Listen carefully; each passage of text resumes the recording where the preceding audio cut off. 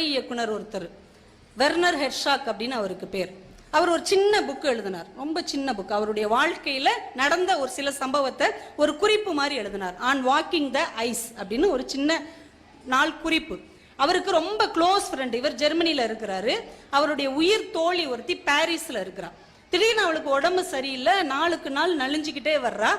இன்னும் 1 வாரம் 2 வாரத்தில் அவள் சாகிற மாதிரி கண்டிஷனுக்கு வந்துட்டா.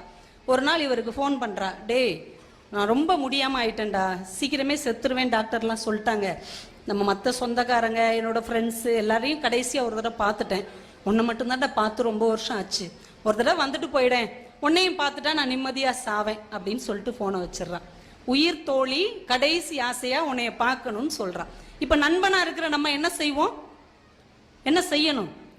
டக்குன்னு ஒரு ஃப்ளைட்டை பிடிச்சி போகணும், இல்லை கார் எடுத்து போகணும், இல்லை பஸ்ஸில் போகணும், இல்லை பைக்லையாவது போகணும் இல்லையா? ஆனால் அந்த மனுஷன் என்ன பண்ணார் தெரியுமா? நான் கண்டிப்பாக உன்னை பார்க்க வர்றேன், நான் வர்ற வரைக்கும் நீ சாக மாட்டேன்னு ஃபோனை வச்சுட்டு நிறைய லக்கேஜெலாம் எடுத்துக்கிட்டு நடந்தே போகிறார். ஜெர்மன்லேருந்து பாரிஸ்க்கு கடுமையான குளிர் பனி விழக்கூடிய காலம், நடந்தே போகிறார். 4 வாரம் நடந்து போய் தோழியை பார்க்க போறாரு. அவ உடம்பு சரியாகி எந்திரிச்சு உட்காந்துருக்கிறா. என்னடா என்ன அதிசயம்? அவ சொன்னாரு, நான் 4 வாரம் நடந்துதான் உன்னைய பார்க்க வருவேன், வருகிற ஒவ்வொரு வினாடியும் நீ உயிர் பிழைக்க வேண்டும் என்ற பிரார்த்தனைகளோடு தான் வருவேன், நான் வரும் வரை நீ சாக மாட்டாய் என்று நான் நம்பினேன், நீ பிழைச்சிட்ட.